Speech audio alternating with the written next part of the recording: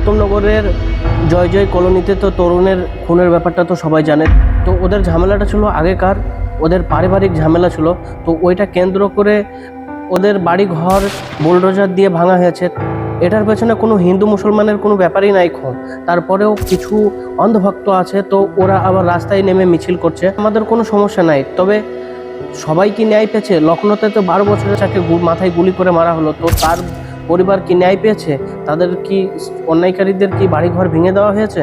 বিহারে একজন মহিলাকে মদের সঙ্গে পেশাব মিশিয়ে খাইয়ে তাকে রোজা অবস্থায় তাকে হত্যা করা হলো। তাহলে কি এরা কি এখনো ন্যায় পেয়েছে?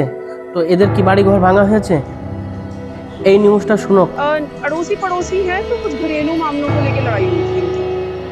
20 से 25 लड़के लेकर आया है और उनके हाथों में रोड थी, आयरन हुई थी, बैड टच किए गए थे मेरी बुआ को, तभी बुआ ने इतना शोर किया था। और वो कोई बच्ची नहीं थी, वो 20 साल का प्रिंस था और बैड टच किए गए थे मेरी बुआ को, जहाँ मर्जी हाथ लगाया जा रहा था, इसीलिए घर वाले निकल के आए थे। पीछे से तरुण आके डंडे मारने लग जाते, वो भी आयरन के रोड। एक मारते ही मेरे चाचा का सर फटा, मेरे चाचा का सर फटा, उनके माथे पे 10 टाँके आए हैं। मेरे पापा के हाथ में हाथ टूटा मेरे चाचा का, पसलियों पे लगी है। ये मेरी दादी और मेरी चाची पुलिस स्टेशन भी गई थी दावड़ी मोड़ पर, उनके एफआईआर वगैरह कुछ दर्ज नहीं करी, उन्हें बाहर से कह दिया गया कि चलो चलो जाओ यहाँ से। कम से कम भी 10-12 लोग हैं हमारे घर के जो जख्मी हुए और किसी को दिखाया नहीं गया, किसी की ट्रीटमेंट नहीं कराई गई, सबको जेल में ले जाके फेंक दिया गया।